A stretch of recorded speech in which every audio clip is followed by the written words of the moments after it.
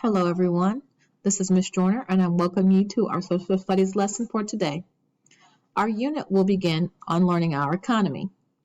As you will see, your learning target is to define an economy, so that's what our goal is for today. Before we begin, let's go over some vocabulary that we'll need to know. The first word is economy. Say economy. An economy is the system of how money is made and used within a particular country. The second word that we're going to be focusing on today is currency. Say currency. Currency is a system of money used in a particular country. So exactly what is an economy? An economy is a system of how people get money and how money is used within a particular country. So in America, we use dollars, coins, checks, and bank cards, also known as debit cards. So an economy is how a group of people, like us, get money when we go to the store and how that money is used in that particular country. Again, in America, we use dollars, coins, checks, and banking cards. So to get more information on some types of money, I'm going to read this story called Types of Money from Money Matters. Before we begin, let's review some of our text features. One of the text features that you see on this page is called the Table of Contents. I can look at the Table of Contents to determine what the book is going to be about. So I know if I look down at the word credit cards, I know that on page 16, I'm going to be learning all about credit cards and how they work. I also can see that there's a glossary, which gives me a definition of words that are used in the text, an index that I could go to on page 24, where I can look up specific topics. Let's get started. What is money? Follow along as I read.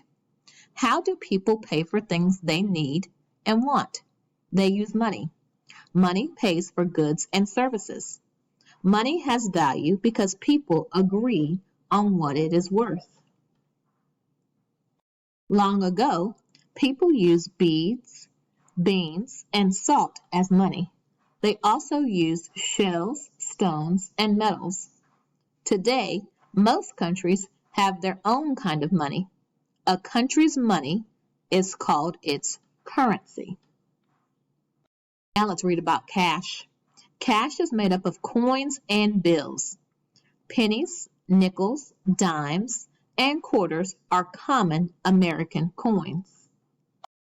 Bills are made of paper. The smallest U.S. bill is $1, or $1. The biggest is $100. Checks.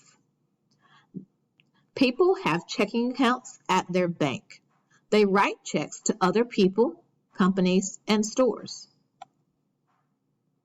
Eventually, a check is cash for money. It can be deposited into another account. The money is taken out of the payer's account.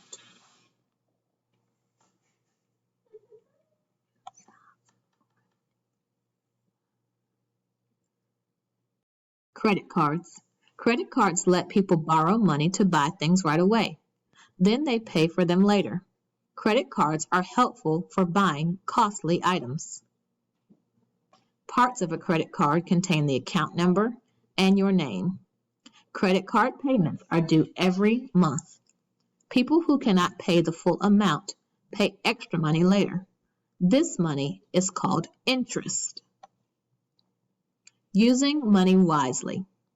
People use their money for their needs first. Then extra money can be for wants. People should try to stay out of debt. It is best to be smart with money. Here is our glossary of words that we have looked at or read in the book. I'm not going to read them all to you, but I do want you to look over them and look at the definition of each word. Let's review what we've learned. We've learned the vocabulary of currency, and we learned about economics. Here are some examples of American currency.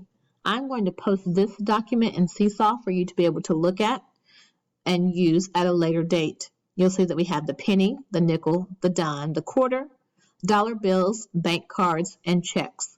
All of these are examples of currency or money that can be used to pay for a good or a service in the United States.